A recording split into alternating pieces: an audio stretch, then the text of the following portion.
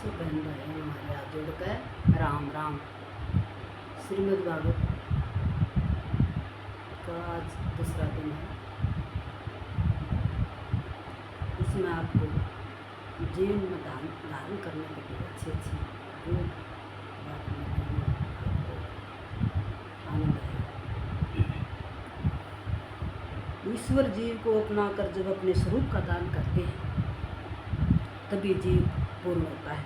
बिना ईश्वर के सारा संसार अपूर्ण है, जीव अपूर्ण है, अतः इसे शांति नहीं है।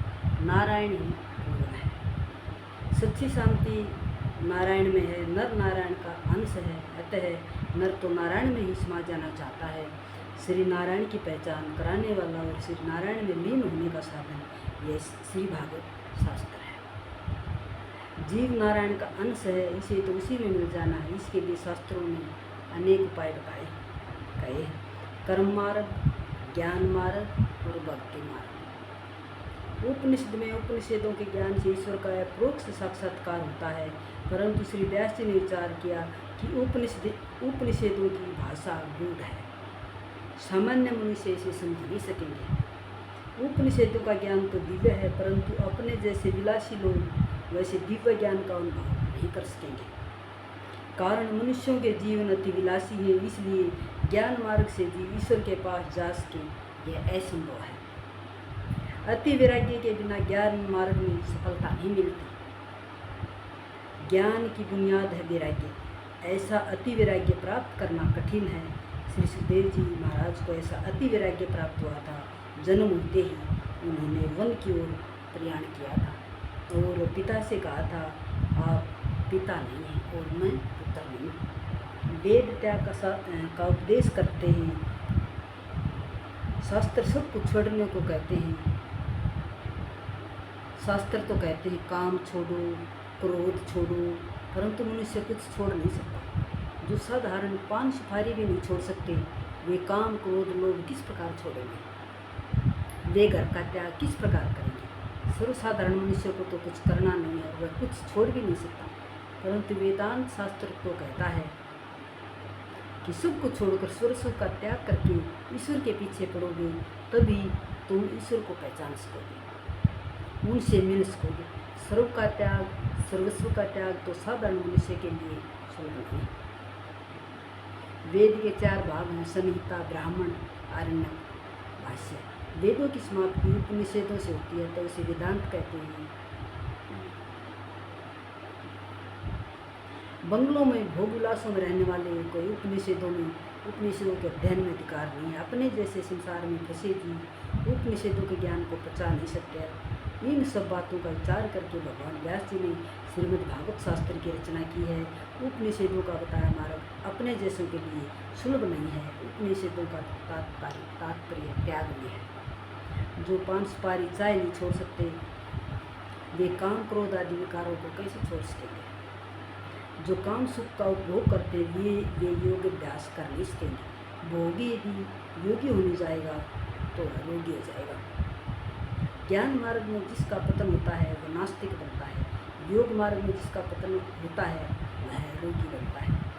भक्ति मार्ग में जिसका पतन होता है वह आसक्त बनता है। कलयुगी मनुष्य योग अभ्यास नहीं कर सकता। इस भागवत शास्त्र की रचना कलयुग के जीवों के उद्धार करने के लिए की गई है। श्रीमद् भागवत में एक नवीन मार्गदर्शन करा है। हम घर बार और धंधा छोड़ नहीं सकते हैं, ऐसा करने वालों को भागवत शास्त्र कहता है।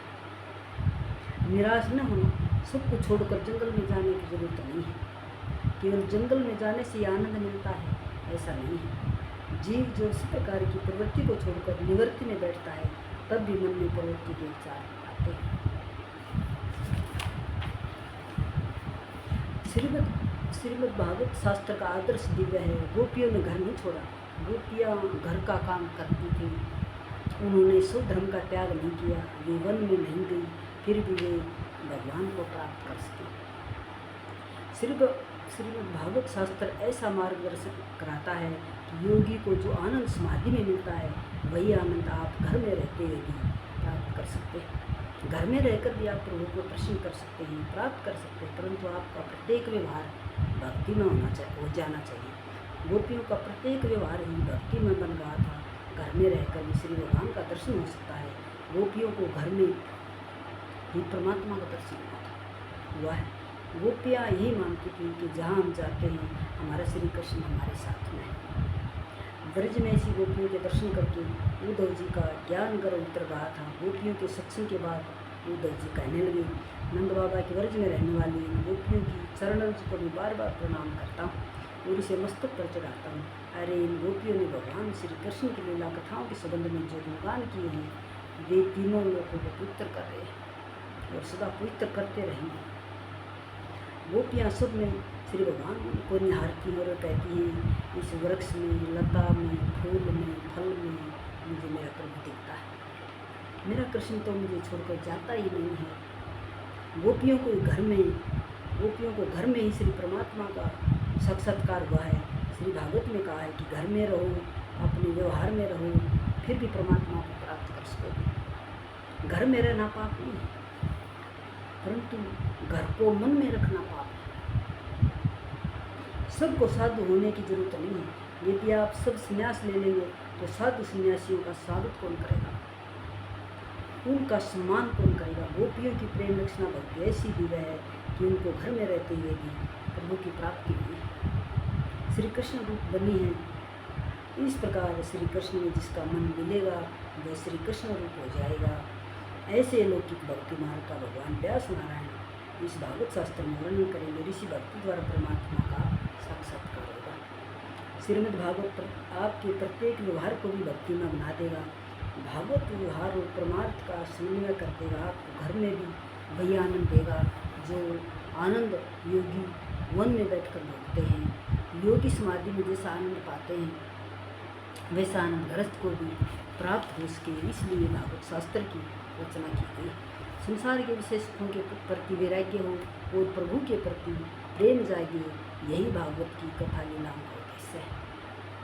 सच्चे दरबार की जय, श्री भागवत महापुराण की जय।